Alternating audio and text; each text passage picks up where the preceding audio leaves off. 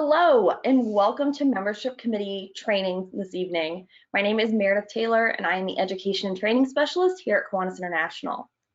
Today I am here with two members from the Kiwanis International staff, Chris Martz and Rhonda Burrell, and Ron Schuler, the Leadership Development Coordinator from the Wisconsin Upper Michigan District. And today we'll walk you through your roles and responsibilities to help you prepare for your role on your club's membership committee. Thank you for making this commitment and for being a leader in your club. Today, we're going to talk about a variety of topics.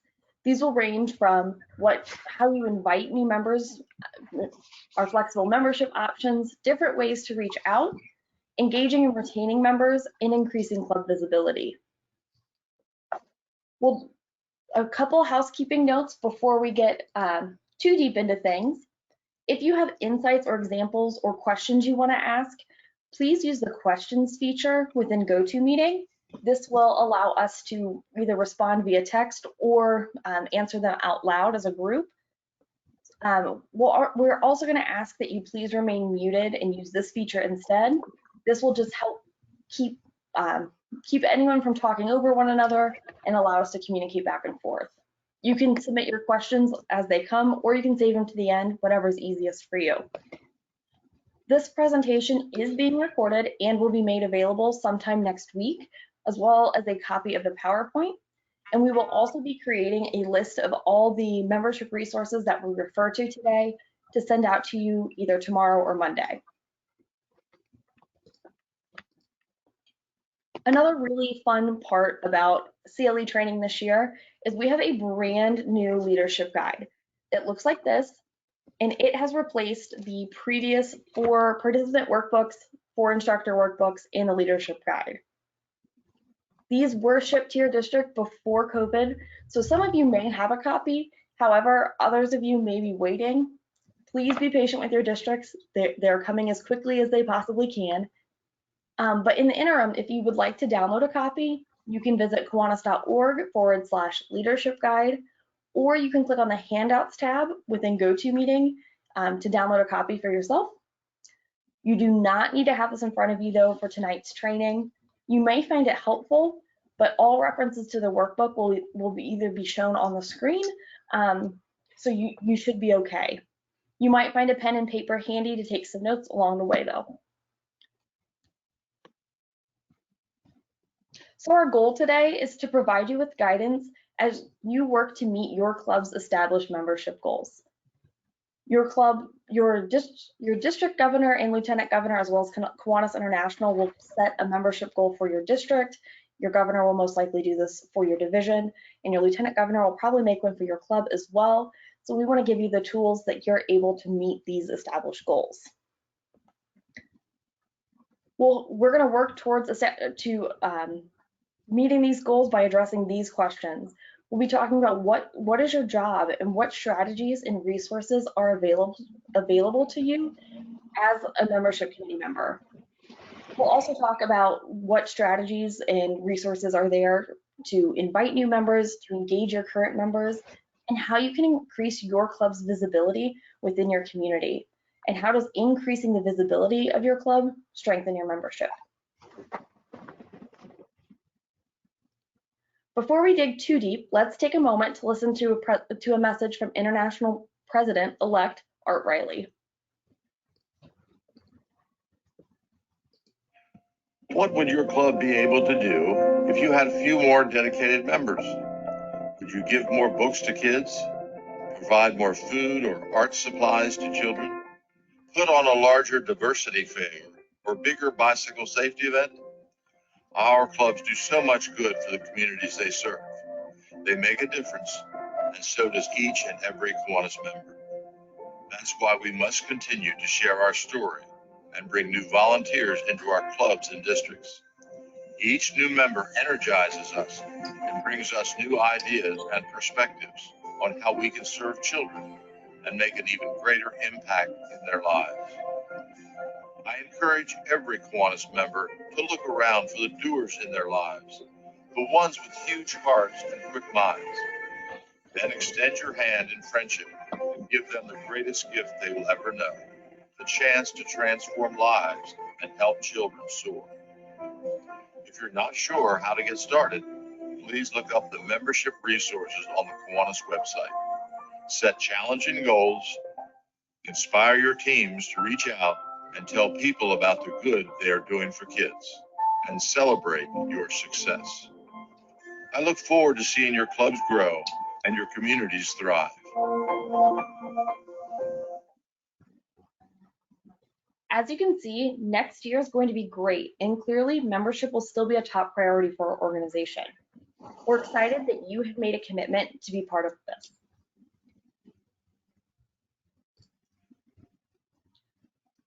Take a minute and think about what are your expectations for today's training. By the end of this 75-minute session, what do you hope to understand and have answered? My expectation for today is that you'll leave this training with new and innovative ways to engage your current members and tips on how to recruit new ones. I also hope that you leave today's training understanding a little bit more on ways that your club can continue to do good in your communities in this time of uncertainty.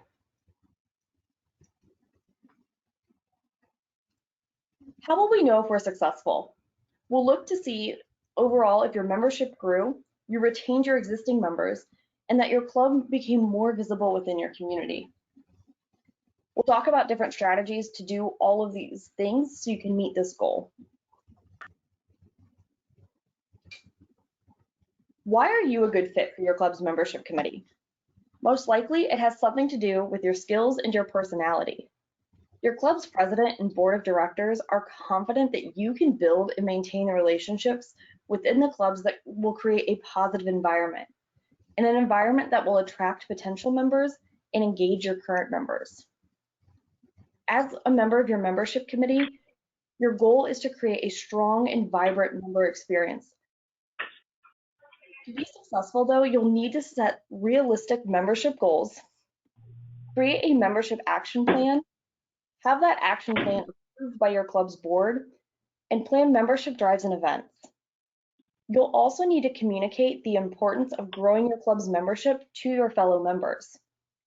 Your club may not feel as passionate about expanding your club's membership and its importance, so it's your job to keep them informed and motivated to grow.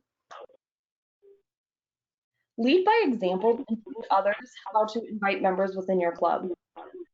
For some, it may come easy. For others, it may be more difficult.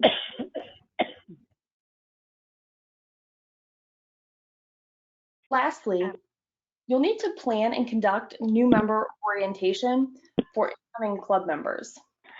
Ensure that the new member orientation that you are offering is quality material, and it is something that really helps your prospective and new members understand what your club does and its significance.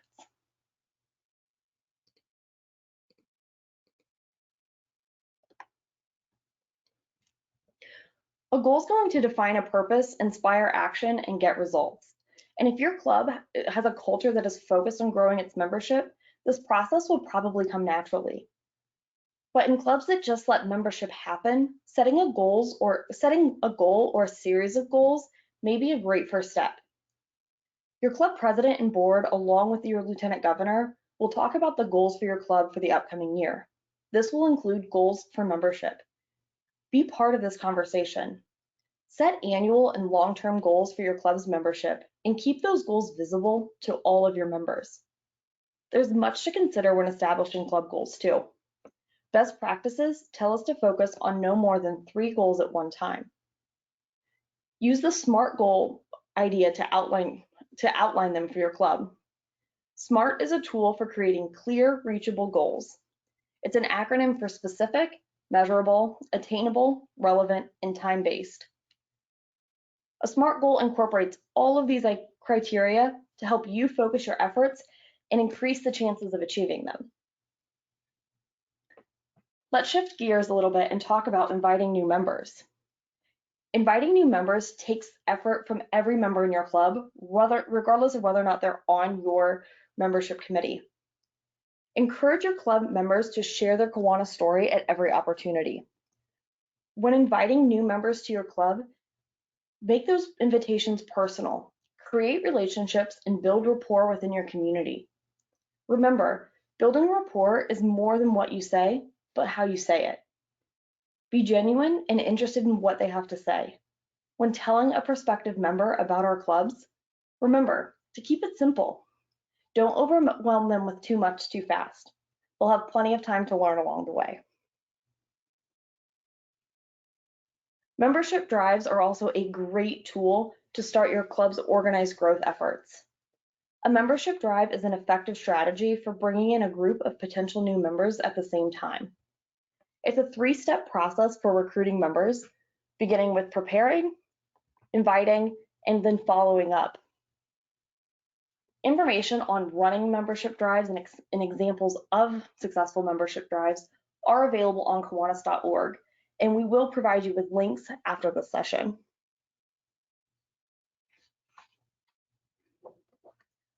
Your club can also be creative when you tap into flexible memberships.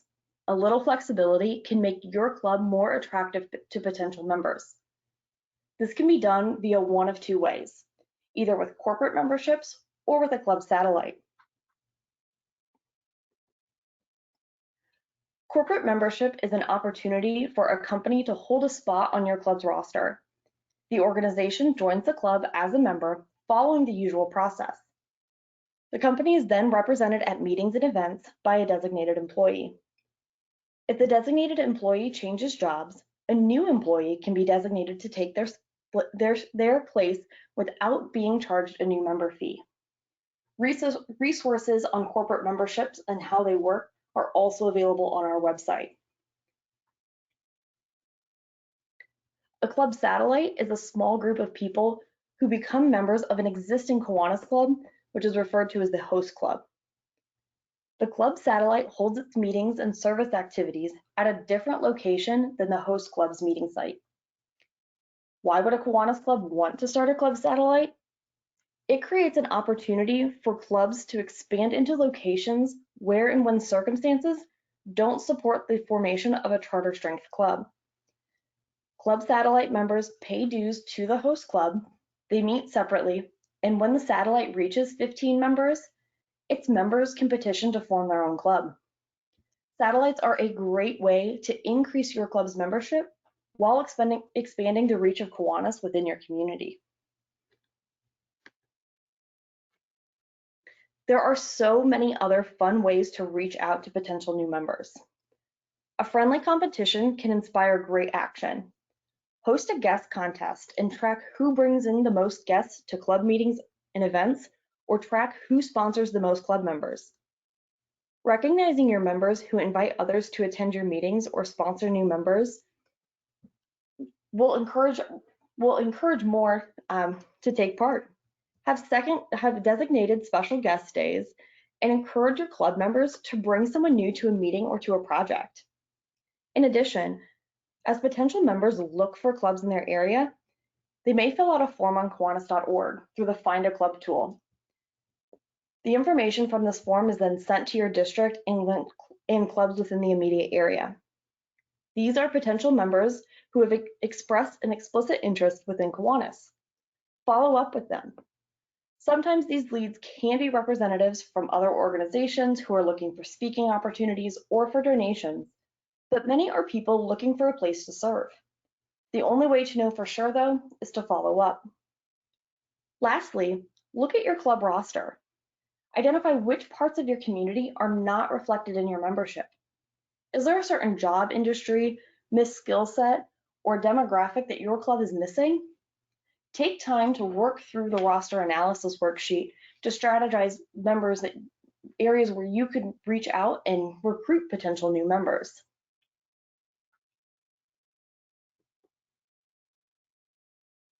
During this time of physical distancing, you can still actively recruit for your club.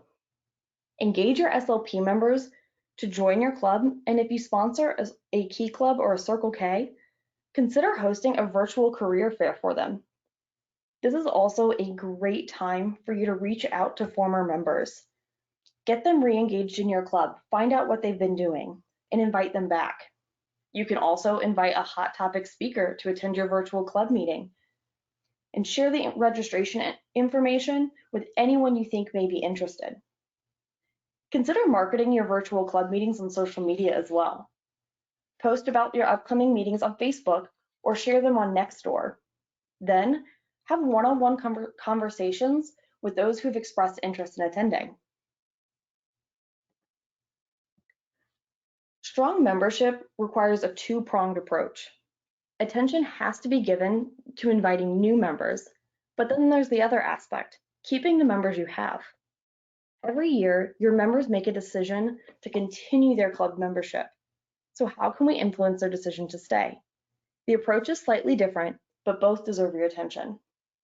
Our new members need to feel valued and appreciated from day one. They just joined one of the largest service organizations in the world and decided to focus some of their attention on the needs in your community. So let's capture that enthusiasm and channel it to renew a sense of energy in your club. Quality new member orientation is essential. It's best to begin new member orientation before a prospective member joins so that they really understand the vision of your club and the responsibilities of membership. It does need to be completed though within 2 weeks of officially joining. A template for new member orientation is available on the Kiwanis website that allows you to customize to best fit your club. It's a great outline, but your club's history will really fill out the details. Also consider pairing new members with existing members who will act as mentors and give them a go-to person for any questions and a familiar face at meetings.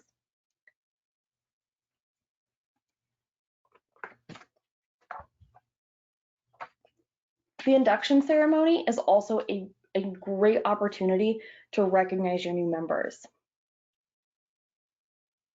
We want to make our new members feel important and know that this is something that we are grateful for them taking their time.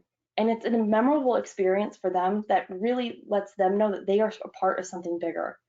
When you invest in their induction, you're letting them know that they're valued and appreciated. Induction ceremonies do vary from club to club. Some are formal with unique traditions, unique or long-standing traditions, and some are less formal. But however you do it, do make sure that happens and make sure it's timely. Lastly, once a new member is ready, it's time to get that person involved. Show them that they're needed and that they're valued by your club. Ask for their feedback and ask for their perspective, and you'll most likely learn something new about your club. Remember to expand their Kiwanis connections. Invite them to attend an interclub or division council meeting so they can meet Kiwanians in the area. Division council meetings or even the Kiwanis International Convention are great opportunities for new members to fully understand their passion and what their role is in our large organization. In addition, though, to inviting our new members, we need to retain our current members. You'll want to spend energy in keeping those current members invested. Both factors will contribute to your club's growth. Keeping longtime members involved takes a different approach than our new members. Reach out to those who are no longer engaged with your club and find out why. Sometimes you'll walk into a room and you will feel a lack of energy. And if this describes what you feel when you walk into your club, it's time to find out why and make a change. Start by surveying your members with the Measuring Member Satisfaction tool. A member who slowly disengages from the activities of the club isn't likely to stay committed. You can also conduct a fun meeting to celebrate different club members' accomplishments to help raise overall club morale.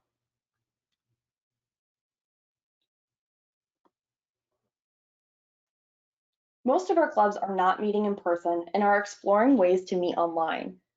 This is a big change from our traditional club meetings over a meal or sitting around a table.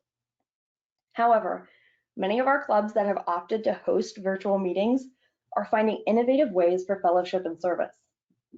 Many are also seeing increased attendance for the first time.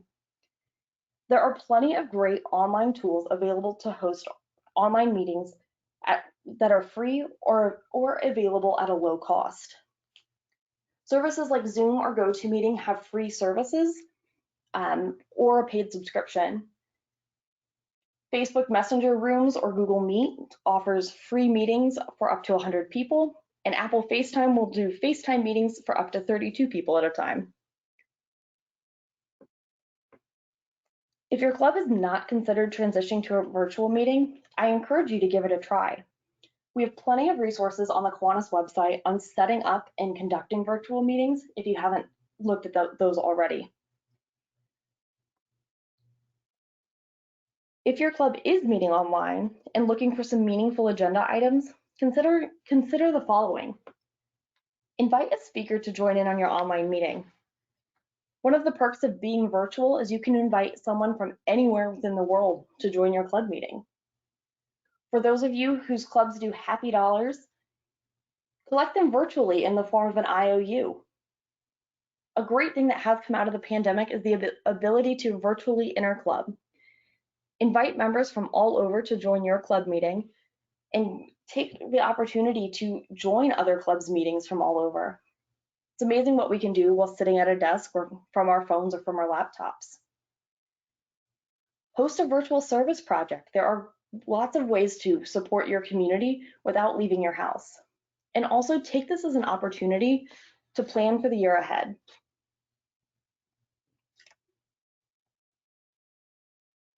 This time of physical distancing is a great opportunity for your club to evaluate its why. Why do they exist and why do they do what they do? Consider it an opportunity to define or redefine your club's purpose. Conduct a roster analysis and strategize which individuals would enrich your club's impact the most.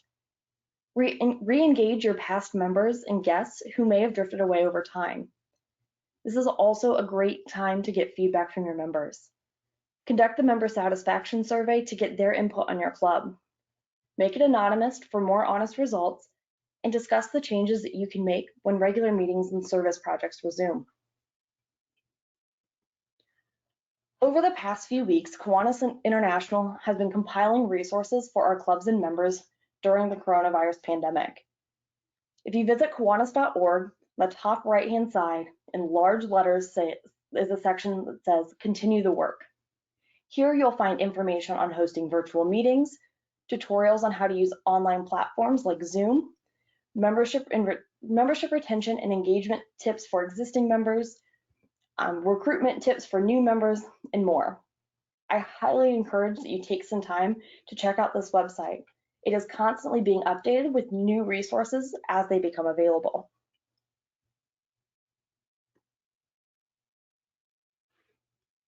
In order to stay relevant in your community and to your members, your club does need to gain some perspective every once in a while. An important part of the membership committee's role is to work with the club board to conduct regular assessments. As mentioned earlier, now is a great time to complete some of them, like the member satisfaction survey or the Analyzing Your Impact tool. The Achieving Club Excellence tools are available on Kiwanis.org and are a great resource for your club to realign its priorities and find out if there are any unmet needs in your area that your club could meet.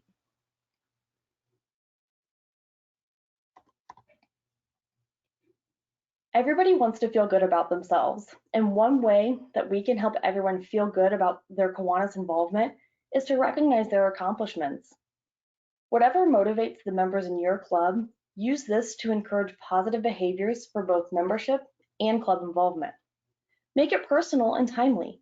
Don't wait until an end of the year ceremony or only make announcements or provide recognition at annual meetings. Develop ways to recognize your members at every get-together, from club meetings to service projects. Encourage members to sponsor new members by making special mention of them during the induction ceremony. Remember the Ruby K program as a great way to honor those people who've sponsored numerous members over the years. Also, recognize your members for their accomplishments outside of Kiwanis.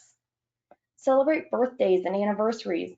Thank your members' families for their support and encouragement, and say thank you to your members, and especially say thank you to your fellow committee members.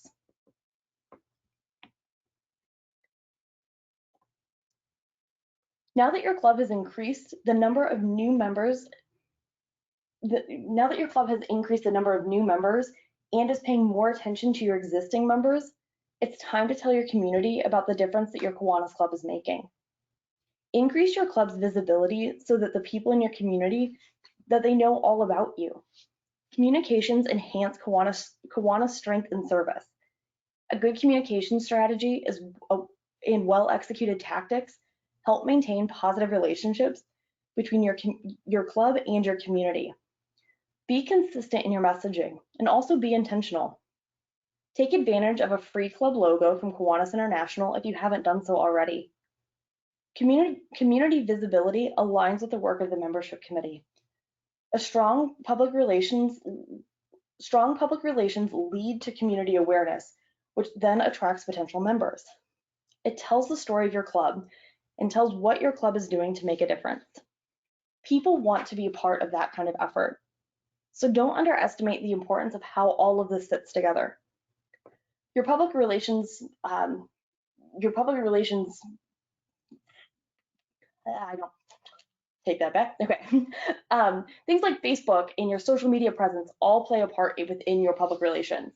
So make sure that you are keeping your Facebook pages up to date. If your club has a website, your club website up to date with information about meetings and projects, so that prospective members and community members who may happen to stumble across it know that they have accurate information, and if they are interested, can take that first step.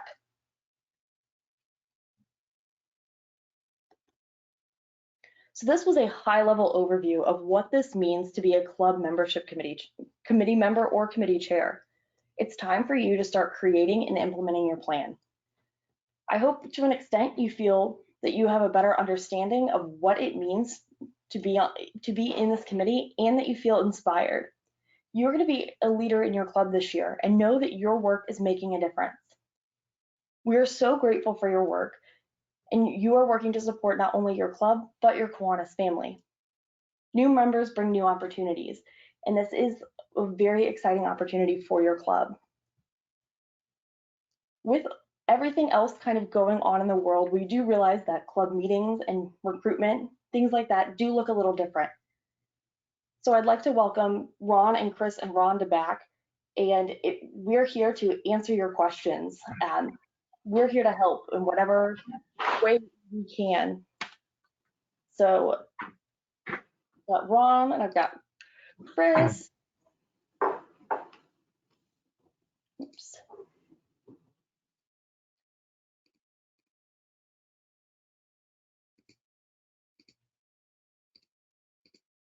Sorry guys, it muted you.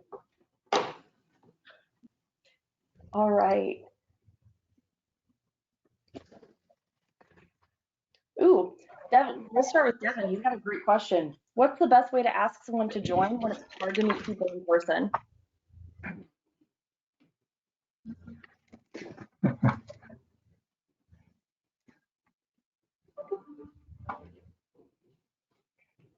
Sorry, Meredith, who did you throw that question to?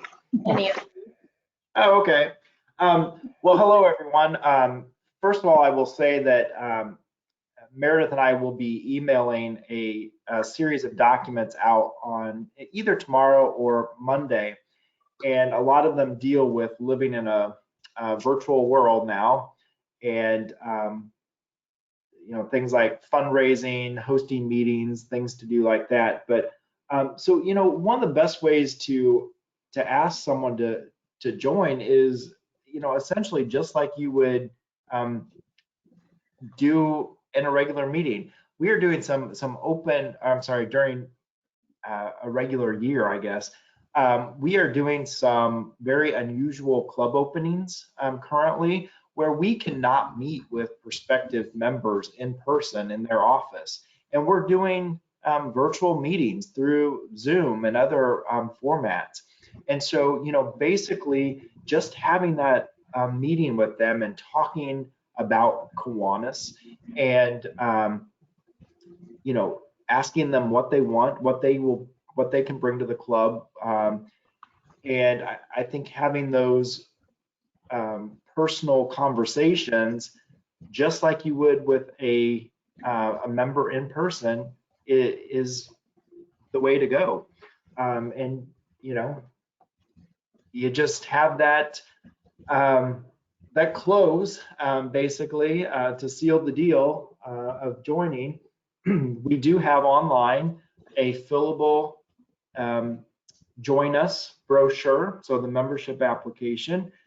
You can email that to the prospective member. They can fill it out. They can send it back to you. Everything can be done online. We are in a different world where we are going to think about doing everything a little differently.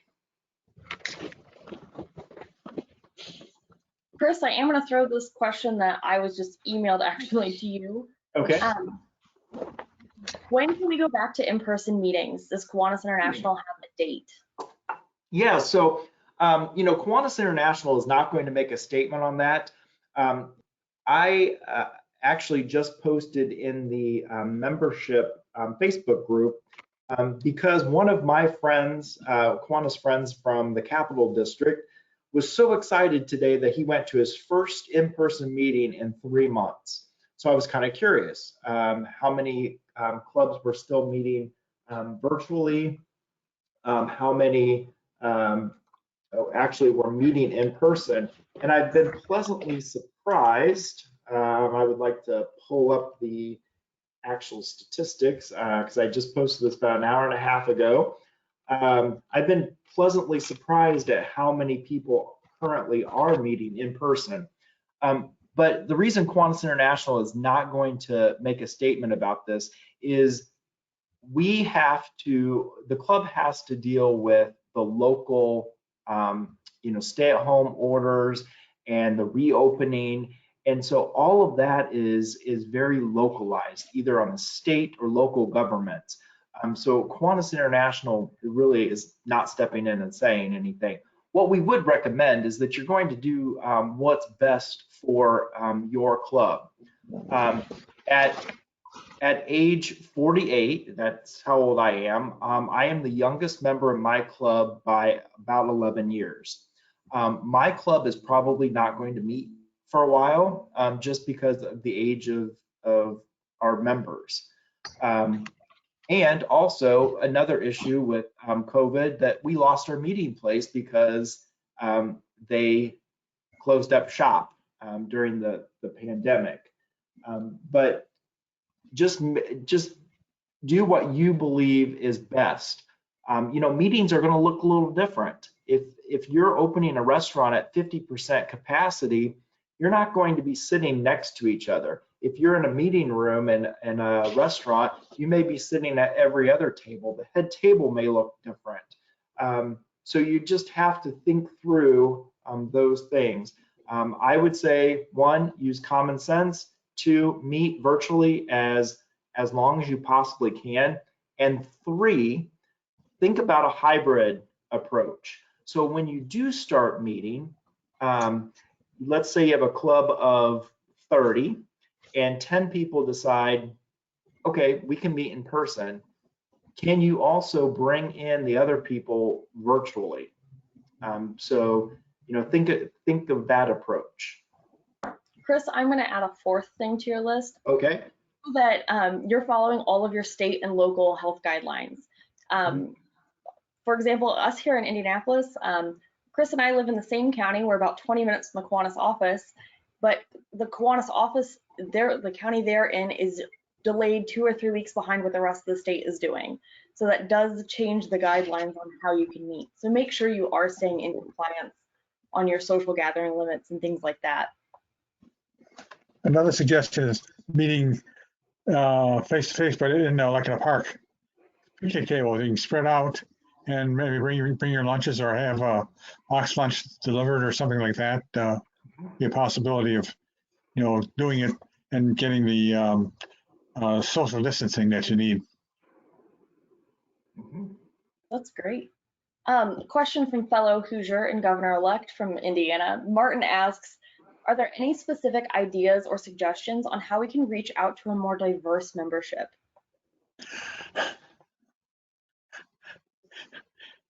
Very unusual. Today we're discussing our virtual district convention, and the biggest topic that came up was diversity, and we're going to have some diversity speakers. And actually, there's a very excellent person here in Madison, Wisconsin, who was director of the Boys and Girls Club and very out in public, and will be a good potential speaker. But looking for speakers, and you can have them at your meetings too, speakers that are into diversity at your large local organizations, whether it's a university or schools or what have you.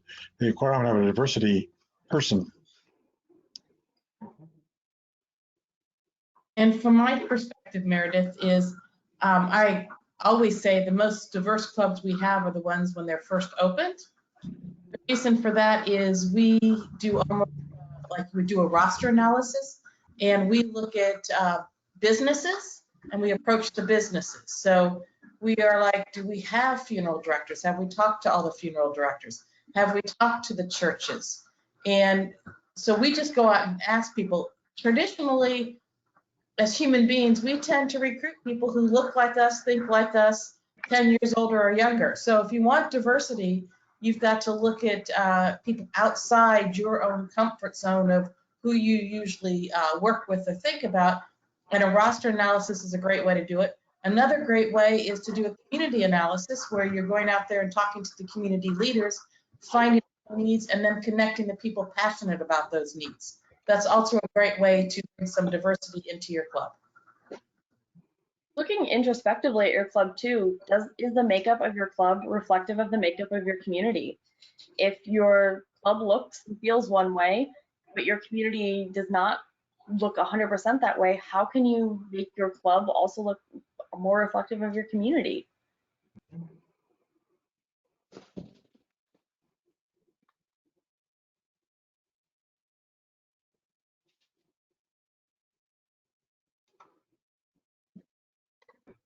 Douglas asks, we have a lot of recent retirees as new members, which is good, but we would also like to attract more younger members. Any suggestions? Our experience in Madison, Wisconsin was that we have a very up-to-date, active Facebook and website, and we've gotten some people contacting us and joined our club actually through that. And so it's very important to keep an up-to-date website and don't make it get to look out of date very quickly. It can happen very quickly. And Facebook likewise have some postings that are of interest, what you're doing, obviously. And like I say, in the last year we got 2 or 3 new members that way. Recent retirees make great Kiwanians. So I would pose the question, are we talking about a typical age retiree, or are we maybe talking about a teacher retiree? Because a lot of times they can retire much earlier because a lot of states have what's called the rule of 85. So your age and your years of teaching equal 85. So they retire a little earlier. They make awesome Kiwanians because 6 months after they retire, they are bored and they need something to do, want something to do. So, teachers make great Kiwanians. But when you're looking at, skewing a little bit younger, I always say do it in stages. Think about what your average age is of your club. So if your average age is, let's just go the high end, 65, 70, how can you get 10 years younger? So, really thinking about, people who are 10 years younger than you and just make a conscious effort to go out and recruit those people. Or if you want to make the jump to 50 and you want to, just target the 50-year-olds, think about that.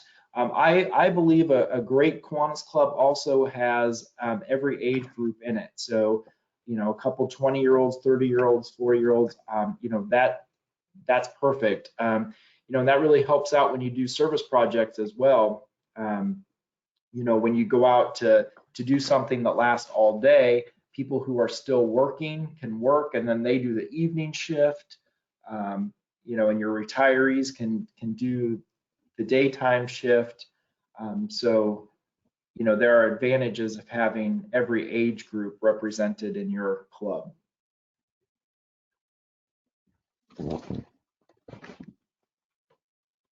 Definitely. Another great plug for teachers. They make great Kiwanians, and they also make excellent CLE instructors. We're always looking for great CLE instructors. And like Ron, a lot of our leadership development coordinators are past teachers or college professors. And that really makes a huge difference when we are training our up and coming leaders. Regardless of whether or not they taught little kids or adults, they bring a sense of calmness to CLE training that can feel really hectic, even if you're passionate about it. It can feel overwhelming. Yeah. So Meredith, one of the questions is, can we have some more details on how to use Facebook to recruit members? So I'll just talk about that a little bit, because we've had a lot of great experience with Facebook and club opening. When we go into a community and we we unveil that Kiwanis is coming to town, we don't really talk about Kiwanis for a few weeks. We really talk about volunteering and volunteering needs in your community, and then we introduce Kiwanis and what that is, and then we have an event that we can promote, and that would be the organizational meeting per se. So existing clubs can do exactly the same thing. You don't have to talk about Kiwanis all the time. You can talk about volunteering and what that means in your community. Whenever you have a speaker, take photos during the meeting, tag that speaker in the post, because then the friends of that speaker now see the post, so your reach gets a little bit larger. And then try and put as many events as possible on Facebook, service projects or fundraisers especially, because you want people to come. The reason that's important is if I'm a non-member and I say that I'm interested or that I'm going to your fundraiser, even if I don't show up, I am now connected to your Facebook for the next 365 days. So I can see all of the interactions and the new photos that are coming up as your club is doing things. So that becomes a marketing tool for you. So we know that Facebook is where our demographic resides, but we also know that there are other social media platforms. All of those can be integrated into Facebook. And if you don't know how to do it, find a key clubber or a Circle K-er who can do that for you, because you can integrate Instagram, you can Facebook and tweet at the same time. There are all types of integrations. I might just go back to the teachers, since sure. We're serving the youth of the children of the world. Teachers are also, retired teachers are inroads into the schools, so that you can do some projects with them in terms of service projects, reading to the children, meeting with them, having lunch. Our club has lunch every other week with some of the actually first graders, and just have a chat. And one of our members does magic tricks when they get together for lunch. How's that? That's awesome. What else do we have? And a quick comment on the Facebook thing. If your club's interested in going that paid ad route, that you can do it for pennies a day. If that's something that you have available in your club budget, and Facebook has some great information on how you can promote by like the guidelines for it, schedules, and they're pretty open about different ways to go about it. And a few clubs around where I am tend to use Nextdoor. They share their service projects. That's an app based around your community, so it's like the 40 neighborhoods closest to mine within like a 2.5 mile radius. And they'll promote their service projects that way, because it is all people within their immediate community, which is kind of fun. Meredith, Bob was asking, what do you do when you got the "we've always done it that way" syndrome in a club? First of all, I tell you, this is a great time because for the last couple months, chances are you haven't done it that way.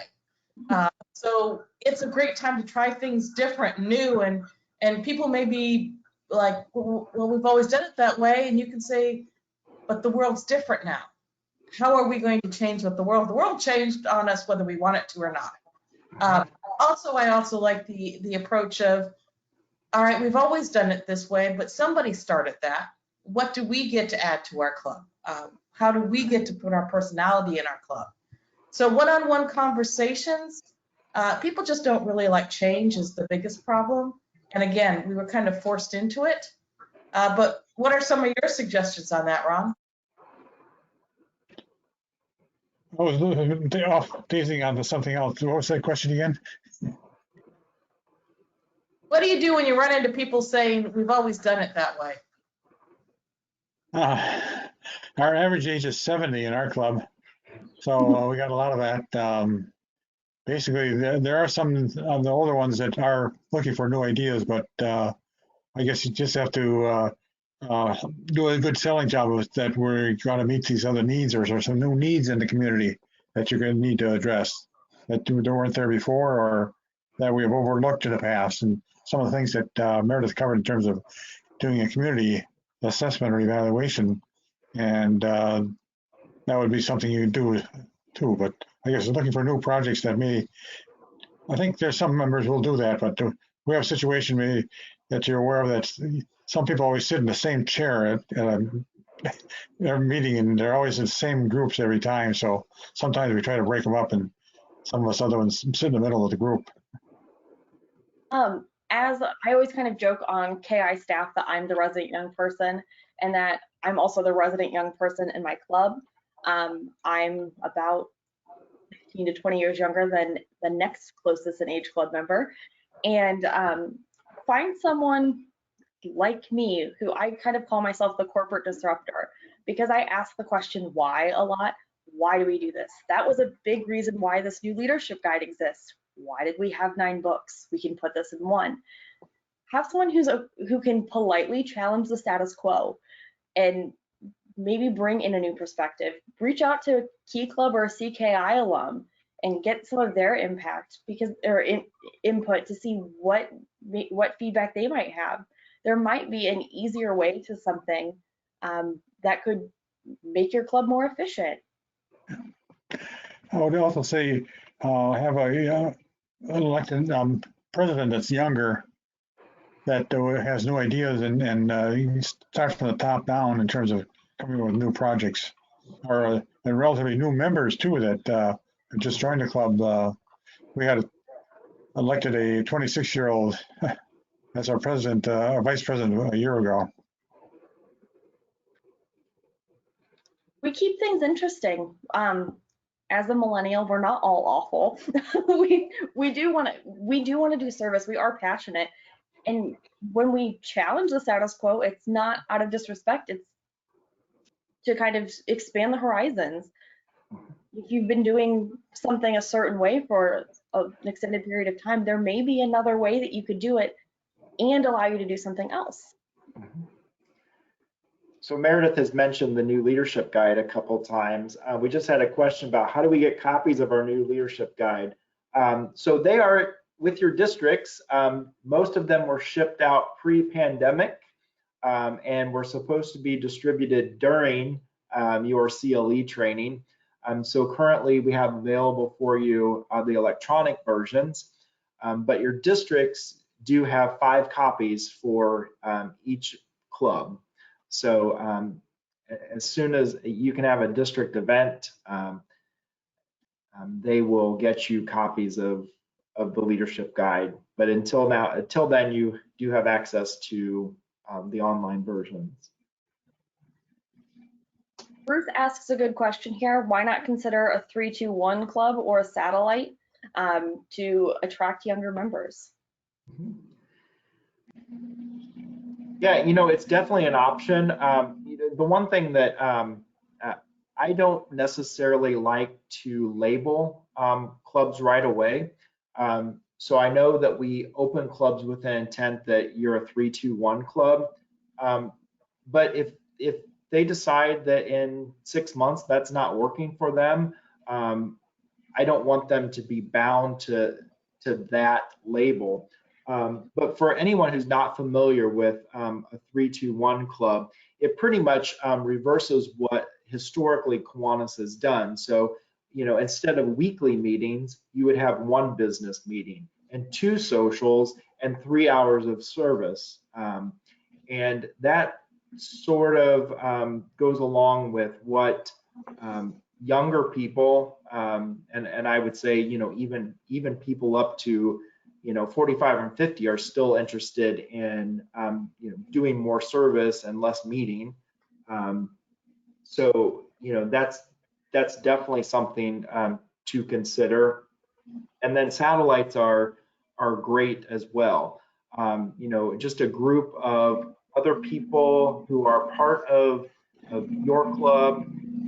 You know, you may have a situation where you have a breakfast club and it meets weekly. You've got another group of people who in your community who want to do service alongside you. Maybe they have another project that they would like to spearhead, but you know, maybe they only want to meet once a month, but they're doing, you know, other service. So definitely that is a great way to bring in younger members and even more members. You know, a satellite situation isn't necessarily for young people, you know, busy people, busy professionals who can't make a normal meeting. That's a perfect opportunity for them. Devin asks a great question here. How do induction ceremonies look on Zoom? If you can't shake hands, give a hug, or give a Kiwanis token or pin?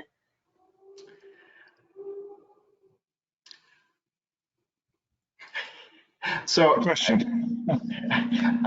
you know, it's interesting because on a couple hours ago, Rhonda was invited to a Kiwanis event, and she's like, "Well, I'm glad I can't go this weekend because I want to hug people."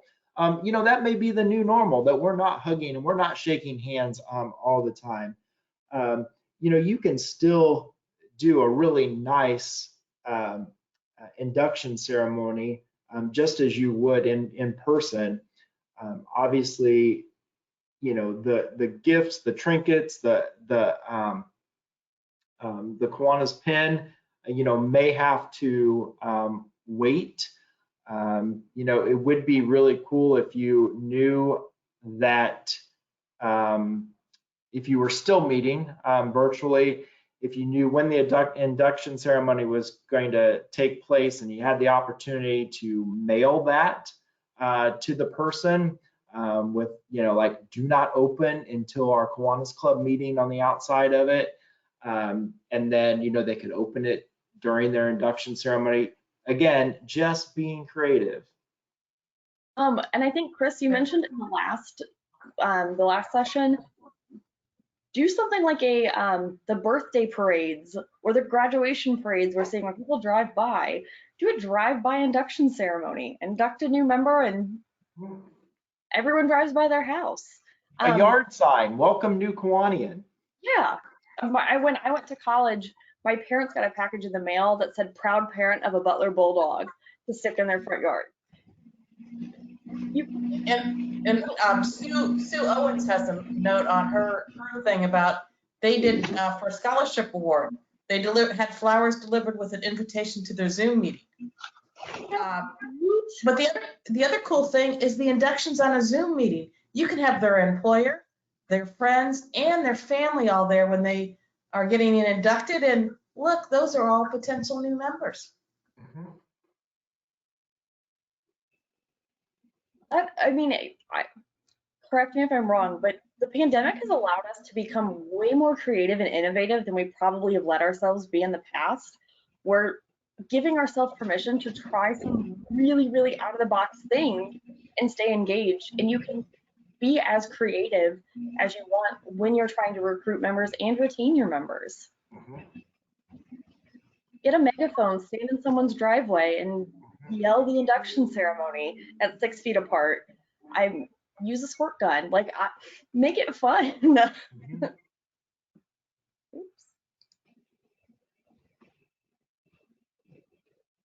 But Meredith is right.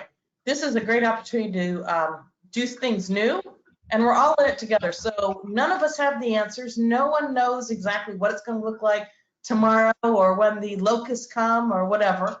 So just have fun and try it together. And if it doesn't work, that's okay. Try something else. I do want to also comment, I know Larry Shoemaker was talking about service clubs have been changing in our culture, but there seems to be a reluctance acknowledging the changes. One great way of helping us educate the changes is to have a town hall meeting on one of your Zoom calls. Have some people in your community talk about a particular topic, whether it's what do you do now with there's a lot of kids who are now going to be behind in school when school starts because they weren't able to learn remotely. How can your club help? How can your community help? There's all sorts of topics out there that your club can talk about on a Zoom meeting that can lead to more conversations and then hopefully changes down the road to make you more and more relevant to your community.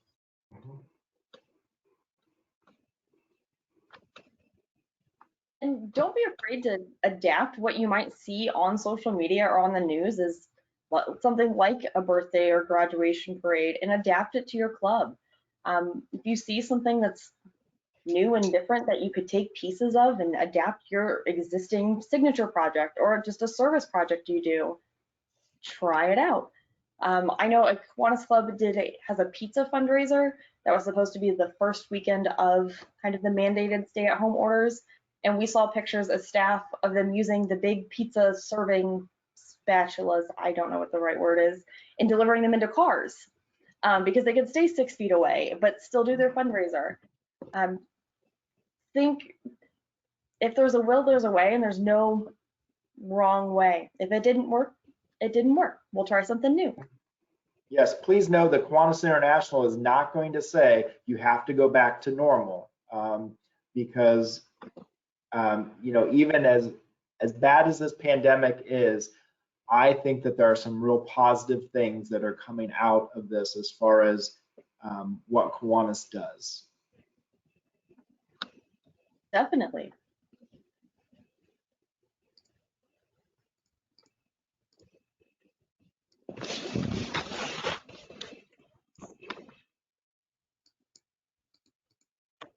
When you're starting a new club, when should the community needs assessment be started and completed?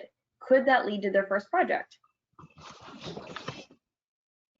That is all you, Rhonda.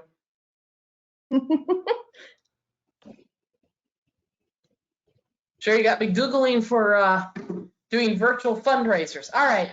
So when starting a new club, when should the community needs assessment be started and completed? I would say do it right now. If you think you want to start a new club, that's one of the first things you do. Meet the community, find out what the needs they're passionate about. It's not about Kiwanis going in there and selling what we can do for them. It's about finding what their needs are and connecting the Kiwanis to them and then connecting the people. So I will tell you, if you're thinking about it, generally I would say it's best to do it in person, but right now you can't do it in person. So have some phone conversations, some Zoom or Skype calls, send out a survey, find out what the needs are, get the excitement there. And yes, that's what will lead to your first project and the reason why you're starting the club. You can say, here is the area of needs that this community really wants to focus on, and here are the people passionate about it. Starting a club can be very easy. You just have to do the homework, and you do that with that community needs assessment. Like you indicated in Madison, we have a membership engagement committee and team, and they focus on starting new clubs, and we have a process we've developed in terms of going into the community and making sure we got all the actors involved, because you need a lieutenant governor involved, the sponsoring club, as well as other people that other clubs that are going to be helping set it up. So there is some, and in our process, one of the first things we do is to do evaluate the community in terms of what their needs are and what they're looking at and what some of the demographics are as well.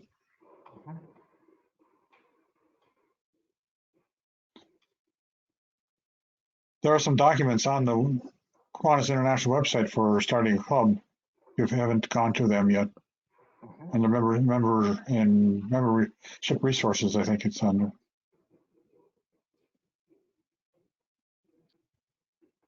Anne Marie asks, when we're a new club, does Kiwanis have a standard assessment already created? We have a lot of different assessments available as part of the Achieving Club Excellence tool. So you have that member satisfaction survey, your community assessment, planning open house, membership drive. There's 7, 8 more, Rhonda. Well, I was going to say specifically, if you're looking at an assessment, there is the member satisfaction survey, and that's a survey of asking your club members about what they want from the club and what they like from the club. And the other, what I would say assessment tool is your Rediscover Your Community, which is about going out to your community, questions you should ask, things you should look for. For example, a new club needs to look for who are the key drivers in our community? What are the key events that somehow we should be, the Kiwanis name should be connected to? And those are 2 forms that will help with that.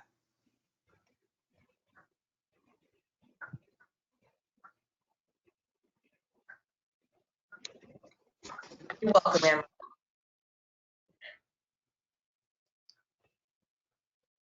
Is there any advice that the 3 of you would give to any of these, any of our awesome participants to take back to their club to build their membership in this kind of time? I hate saying time of uncertainty, but this new normal. I guess one thing somebody mentioned was that all members are recruiters, and that you should get them all, all your members. That's just not the committee. It's or committee chair or membership committee chair. It's a task for the whole club, all the members to be involved in. And I think you said set up some contests in terms of membership. I know we had divided our club into groups and had some competition. And I think we had a kind of steak and beans lunch one day as regarding the winning team getting steak and the losing team getting beans. That's a friendly competition goes a long way. Yeah. Again, it's the Go ahead, whole Chris. idea of, oh, go ahead, sorry. No, you go first. I was just gonna say again, it's just the whole concept of being creative in everything that you do. I've said a couple times that I believe in 6 months, Kiwanis's major problems as far as the clubs will be, membership and fundraising, because so many clubs have lost fundraisers this year, and they're going to see that impact of lost funds hit next year specifically. So, we really have to think about getting our name out in the community. So increasing our social media, inviting people to Zoom meetings, in-person meetings, even fundraisers that you have. We have some really creative clubs that are continuing their partnerships with groups that they've done their fundraisers with. So I've heard of clubs that had like wine tastings, and that wine tasting was canceled, but instead they sold gift cards to the winery. So they partnered with the same winery that they would have had the wine tasting with, but sold gift cards. A golf outing was canceled. So for Father's Day, a club is selling gift cards to the golf course. Instead of having a golf outing, again, a great way to continue those community partnerships and fundraising. We're going to have to think a little differently about that.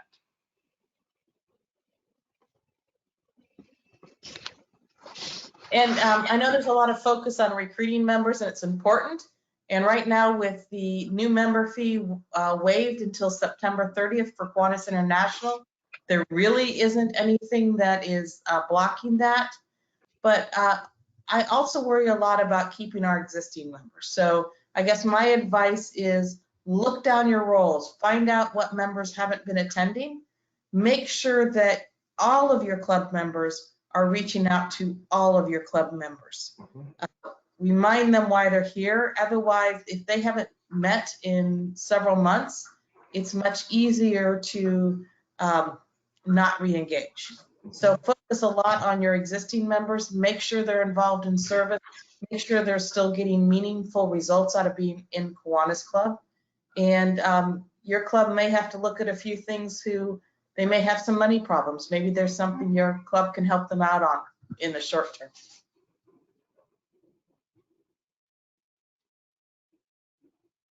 That's great advice, guys. I hope that everyone appreciates the information that you guys have shared. We do have time for a couple more questions if any come in, but if not, we can wrap things up.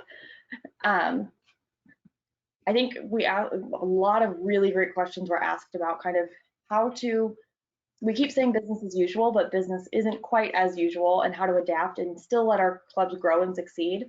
And so thank you, Ron, for thank you to Ron for, this is his third or fourth training so far, and he's not quite done yet. So big thank you to him for taking time to be on part of all of these. Thank you to Chris and Rhonda for taking time out of your Thursday. This is their third consecutive membership committee call. They've got one more tonight as well. So I appreciate the team effort. Thank you guys for your sweet comments. We do appreciate them. Best of luck next year. Stay healthy, wash your hands, and good luck next year. Have fun. Remember, you're doing this for the kids in your community. So thank you. Take care and stay well. Bye-bye. Bye.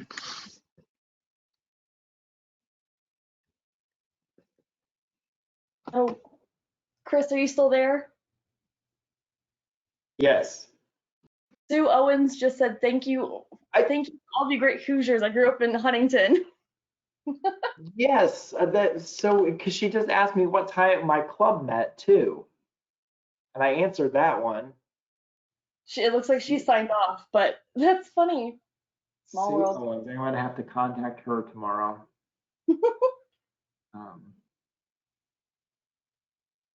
I did write down that lady's name, Susan Meyer, about the people who don't want the club to close. Oh yeah. All of this is tracked too. Okay. So if we responded to an answer, that's there. Like if we typed one out, but all of the Q&A questions I can pull. Perfect. So I'll pull those together. Excellent. Okay. Thank you. See you in 20 minutes.